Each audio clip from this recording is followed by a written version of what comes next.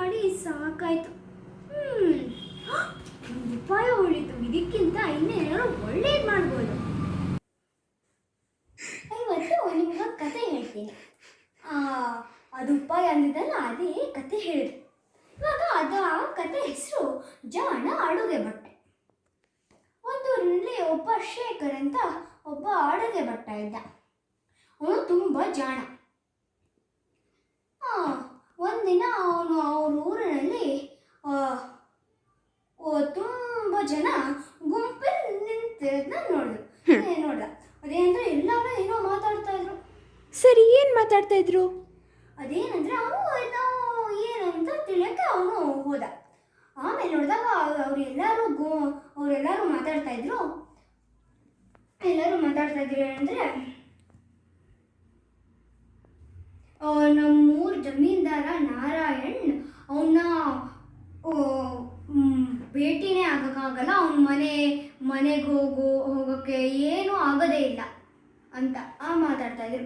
ಅವಾಗ ಸರಿ ಶೇಖರ್ ಇದನ್ನ ಕೇಳಿ, ಇದೇನು ಸುಲಭನೇ, ನಾನು ಮಾಡ್ತೀನಿ ಅಂತ ಅಂದ. ಅವಾಗ ಅವ್ರ ಊರಿನ ಜನರಂದ್ರು, ನೀನಿದನ್ನ ಮಾಡಿದ್ರೆ ಶೇಖರ್, ನೀನಿದನ್ನ ಮಾಡಿದ್ರೆ ನಿನಗೆ 1000 ರೂಪಾಯಿ ಕೊಡ್ತೀವಿ ಅಂತ.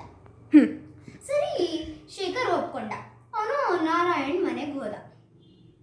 ಸರಿ. ಅವಾಗ ಅಲ್ಲಿ ಕಾವಲುಗಾರರಿದ್ರು, ಗಟ್ಟಿಮುಟ್ಟು ಕಾವಲುಗಾರರು. ಅವಾಗ ಏನು ಮಾಡ್ದ ಅವನು? ಅವಾಗ ಏನು ಮಾಡ್ತಾನೆ ನೋಡೋಣ. ಅವಾಗ ಸರಿ, ಅವನು ಶೇಖರ್ ಅಂದ, ನಾನು ಚಿನ್ನದ ಬಗ್ಗೆ ಮಾತಾಡಕ್ ಬಂದಿದ್ದೀನಿ ಅಂತ. ಅದಕ್ಕೆ ಅವರು ಕಾವಲುಗಾರರು ನಾರಾಯಣ್ಗೆ ಅದನ್ನ ಹೋಗಿ ಹೇಳಿದ್ರು. ಆಗ ನಾರಾಯಣ್ಗೆ ತುಂಬ ಖುಷಿ ಆಯಿತು. ಚಿನ್ನದ ಬಗ್ಗೆ ಮಾತಾಡೋದು ಯಾರು ಬರ್ತಾ ಇದ್ದಾರೆ ಅಂತ. ಅದಕ್ಕೆ ಶೇಖರ್ನ ಒಳಗಡೆ ಬಿಟ್ಟ. ಅವಾಗ ಸರಿಯಾದ ಸಮಯಕ್ಕೆ ಶೇಖರ್ ಎಲ್ಲ ಊಟ ಎಲ್ಲ ಮಾಡ್ತಾ ಇದ್ರು. ಅವಾಗ ಬಂದಿದ್ದ ಅವನು. ಅದಕ್ಕೆ ಸರಿ ಅವನ ಜೊತೆ ಎಲ್ಲ ಅವನು ಸಾಂಬಾರು ರಸಂ ಎಲ್ಲ ಮಾಡಿದ್ರೆ ಅದನ್ನ ಎಲ್ಲ ತಿಂತಾ ಇದ್ದ. ಅವಾಗ ನಾರಾಯಣಂದ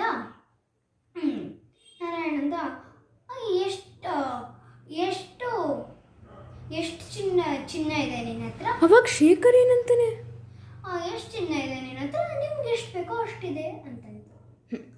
ಆಮೇಲೆ ಮತ್ತೆ ಅದು ನೀನು ಎಷ್ಟು ನಂಗೆ ಕೊಡ್ತೀಯ ಅಂತ ಕೇಳಿದ್ರು. ಅವಾಗ ಅಷ್ಟೊತ್ತಿಗೆ ಕಾಡಿ ಎಲ್ಲ ಊಟ ತಿಂದಿದ್ದ ಶೇಖರ್. ಅದಕ್ಕೆ ಅವನಂದ, ನನ್ನ ಹತ್ರ ಇಲ್ವೇ ಇಲ್ಲ ಅಂತಂದ. ಅವಾಗ ನಾರಾಯಣ ತುಂಬ ಸಿಟ್ಟು ಬಂದ್ಬಿಡ್ತು. ಅವನಂದ, ಇವನ್ನ ಇಲ್ಲಿಂದ ಆಚೆ ಎಸಿ. ಅವಾಗ ಅವನಂದ, ಅದ್ರ ಅವಶ್ಯಕತೆ ಇಲ್ಲ, ನಾನೇ ನನ್ನ ಪಾಡಿಗೆ ಹೋಗ್ತೀನಿ ಆಚೆ ಅಂತ ಅಂದ.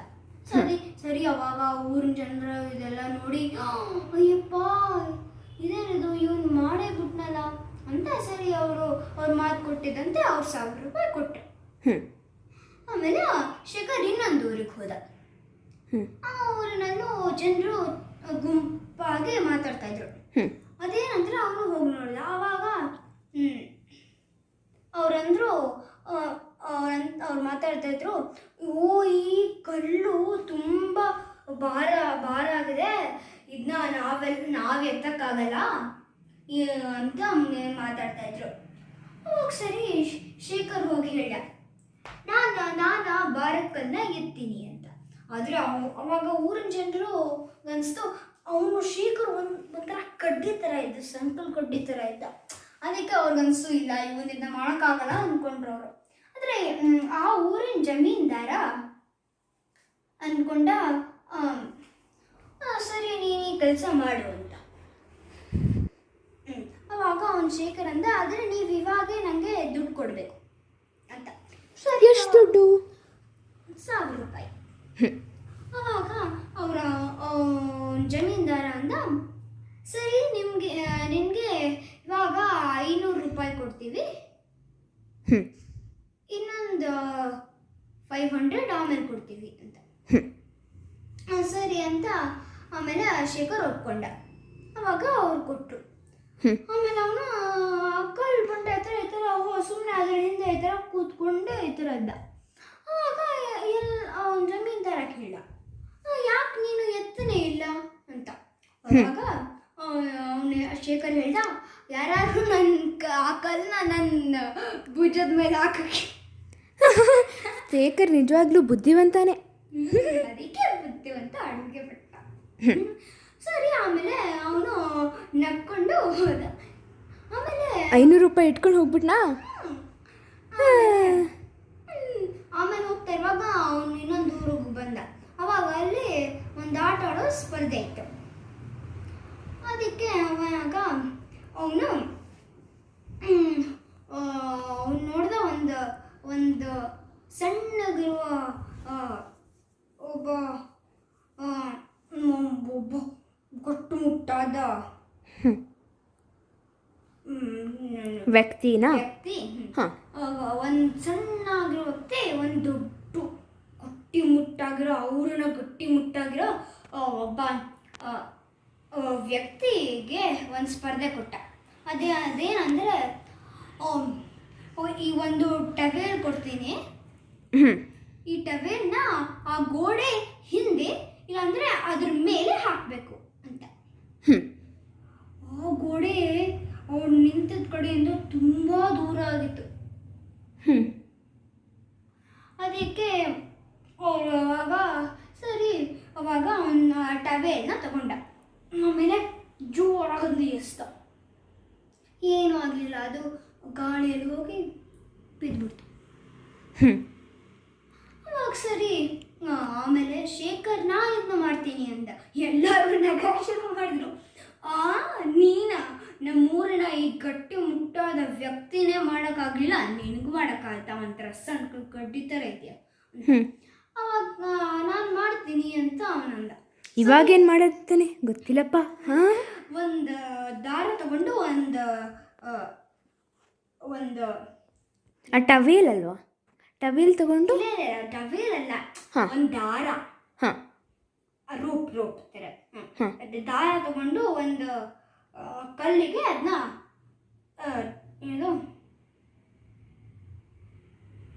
ಕೈ ಮಾಡಿ ಕಟ್ತಾ. ಆಮೇಲೆ ಅದನ್ನ ಕಟ್ತಾ. ಆಮೇಲೆ ಏನು ಮಾಡ್ದ, ಆ ಟವೆಲ್ನ ಎಸ್ತ. ಅವಾಗ ನೋಡಿದ್ರೆ ಅದು ಅದು ಅದು ಅದು ಗೋಡೆ ಮೇಲೆ ಬಂತು. ಆವಾಗ ಎಲ್ಲರಿಗೂ ಆಶ್ಚರ್ಯ ಆಯಿತು. ಇದೇನಿದು, ಇದು ಹೆಂಗೆ ಮಾಡ್ದ ಇವನು. ಸರಿ, ಅವಾಗ ಅವನಿಗೆ ಬಹುಮಾನ ಸಿಕ್ತು. ಆಮೇಲೆ ಇನ್ನೊಂದು ಊರಿಗೆ ಬಂದಾಗ ಅಲ್ಲಿ ಒಂದು ರಾಜ್ಯ ಇತ್ತು. ಆಮೇಲೆ ಆ ಊರಿನ ರಾಜನಿಗೆ ಊಟ ಅಂದರೆ ತುಂಬ ಇಷ್ಟ. ಅವನ್ನೆಲ್ಲರಿಗೂ ತುಂಬ ಅದ್ಭುತ ಊಟ ಮಾಡೋರನ್ನ ಕರೆಸಿದ್ದ. ಅಂದರೆ ಅಂತ ಸುಮ್ಮನೆ ಅಂತ ಇದ್ದ ಅಷ್ಟೆ. ಎಲ್ಲರೂ ಏನೋ ಒಂದು ಗೋಬಿ ಮಂಚೂರಿ, ಪಾನಿಪುರಿ ಎಲ್ಲ ಅನ್ನೋ ಥರ ಎಲ್ಲ ಊಟ ಮಾಡಿದ್ರು. ನಮಗೆ ಇಲ್ಲ ಸರ್. ಆದರೆ ಅವನೇನು ಅದಕ್ಕೆ ಗಮನನೇ ಕೊಡ್ತಾ ಇರಲಿಲ್ಲ. ಆಮೇಲೆ ಅವ್ನು ಶೇಖರ್ ಹೋದ. ಶೇಖರ್ ಅಂದ, ರಾಜ್ರೆ, ನಾನು ನಿಮಗೆ ಒಂದು ತುಂಬ ರುಚಿಯಾದ ಊಟನ ಮಾಡ್ತೀನಿ ಅಂತ. ಅವಾಗ ಸರಿ ಹ್ಞೂ ಅಂತ ಅಂದರು. ಆಮೇಲೆ ಅವನಂದ, ಅದರ ಒಂದು ಕರಾರಿದೆ ನಂದು. ಅದೇನಂದರೆ, ನೀವು ನಿಮ್ಮ ನಾಲ್ಗೆನ ಸ್ವಚ್ಛ ಇಟ್ಕೊಳ್ಬೇಕು. ಸ್ವಚ್ಛ ಇಟ್ಕೊಳ್ಳಿಲ್ಲ ಅಂದರೆ ನಾನು ಕೊಟ್ಟಿರೋ ಊಟ ನೀವು ತಿನ್ನಕ್ಕಾಗಲ್ಲ ಅಂತ. ಅವಾಗ ರಾಜನಿಗೆ ಅರ್ಥ ಆಗಲಿಲ್ಲ, ಏನು ಸ್ವಚ್ಛ ಅಂತ ಇದೆ ನೀನು. ಅವಾಗ ಶೇಖರ್ನ ಕೇಳ್ದ, ಏನು ಸ್ವಚ್ಛ ಅಂತ. ಅವಾಗ ಶೇಖರ್ ಅಂದ, ಅಂದರೆ ನೀವೇನು ನಾನು ಊಟ ಕೊಡೋಕೆ ಮುಂಚೆ ನೀವೇನು ತಿಂದಿರಬಾರ್ದು ಅಂತ. ಸರಿ ಅಂತ ರಾಜರು ಒಪ್ತರು. ಅವಾಗ ರಾಜ ಅವರು ಊಟ ತಿಂಡಿ ಅವರು ಎಲ್ಲ ತಿಂದಿಲ್ಲ. ಹಾಗಾದ್ರೆ ತುಂಬ ಹಶ್ವಾಗಿರುತ್ತಲ್ವ ಅವ್ರಿಗೆ ರಾತ್ರಿ ಒಳಗಡೆ ಅಮ್ಮ. ರಾತ್ರಿ ಒಳಗಡೆ ಅವರು ಎಲ್ಲ ಎಲ್ಲ ಗಡಿಯಾರನ ಯಾವಾಗಲೂ ನೋಡ್ತಾ ಇದ್ರು, ಏನಾಯ್ತು ಎಷ್ಟಾಯ್ತು ಅಂತ. ಅವಾಗ ಆಮೇಲೆ ಸರಿಯಾಗಿ ಆಯಿತು, ಸರಿಯಾದ ಟೈಮ್ ಆಯಿತು, ಅದಕ್ಕೆ ಸಮಯ ಅಲ್ಲ. ಸಮಯ ಆಯಿತು. ಆಮೇಲೆ ಸರಿ ಅಂತ ಅವನು ಶೇಖರ್ ಬಂದ. ಆಮೇಲೆ ರಾಜರ ಮುಂದೆ ಒಂಚೂರು ಅನ್ನ, ಅದಕ್ಕೆ ಒಂಚೂರು ಉಪ್ಪು ಇಟ್ಟ. ಹಾಂ ಅಷ್ಟೇನಾ? ಅಯ್ಯೋ. ಅವಾಗ ರಾಜ ಅದನ್ನ ಕಿತ್ಕೊಂಡು ಅವನಿಂದ ತಿಂದ್ಬಿಟ್ಟು. ಅವಾಗ ಅವನ ಶೇಖರ್ ಕೇಳಿದ ಹೆಂಗಿತ್ತು ಊಟ ಮಹಾರಾಜೆ? ಅವರಂದ್ರು, ಅಮ್ಮ ತುಂಬ ಚೆನ್ನಾಗಿತ್ತು, ಆದರೆ ಇನ್ನೇನು ಇನ್ನೇನು ಹೇಳ್ತಿದ್ರೆ ಅವಾಗ ಶೇಖರ್ ಅಂತ, ಮತ್ತೆ ನನಗೆ ಬಹುಮಾನ ಕೊಡಿ ಅಂತ. ಅವಾಗ ರಾಜ ಅಂದರು, ಆದರೆ ನೀನೇನು ಬರೀ ನೀನು ಕೊಟ್ಟಿದ್ದು ನನಗೆ ಒಂಚೂರು ಅನ್ನ ಮತ್ತು ಒಂಚೂರು ಉಪ್ಪು ಅಂತ.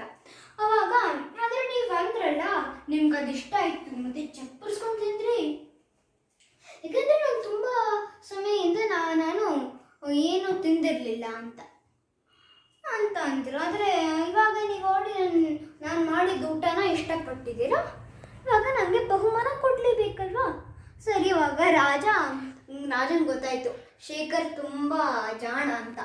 ಅದಕ್ಕೆ ಅವರಂದರು ಶೇಖರ್ಗೆ, ಶೇಖರ್ ನಿನಗಿರುವ ಈ ಬುದ್ಧಿವಂತಿಕೆನ ಹೆಚ್ಚು ಮಾಡ್ಕೋ, ಮತ್ತು ಈ ಬುದ್ಧಿವಂತಿಕೆಯಿಂದ ನೀನು ತುಂಬ ದೊಡ್ಡ ಮನುಷ್ಯ ಆಗ್ಬೋದು ಅಂತ ಅಂದರು. ಅವಾಗ ಆಮೇಲೆ ಶೇಖರ್ ಅವನ ಬುದ್ಧಿನ ಉಪಯೋಗಿಸಿ ಏನಾದ ಗೊತ್ತಾ? ಏನು? ಅವನು ಆ ರಾಜನ್ನ ಒಬ್ಬ ಮಂತ್ರಿ ಆದ. ಅವನ ಬುದ್ಧಿವಂತಿಕೆಯಿಂದ ಎಲ್ಲಾನು ಎಲ್ಲ ಒಳ್ಳೇದಕ್ಕೂ ಉಪಯೋಗಿಸಲ್ವಾ? ಹೆಂಗಿತ್ತು ಈ ಕತೆ? ಚೆನ್ನಾಗಿತ್ತು, ಆದರೆ ಶೇಖರ್ ತುಂಬ ಜಾಣ ಅಲ್ವಾ? ಬಾಯ್ ಬಾಯ್.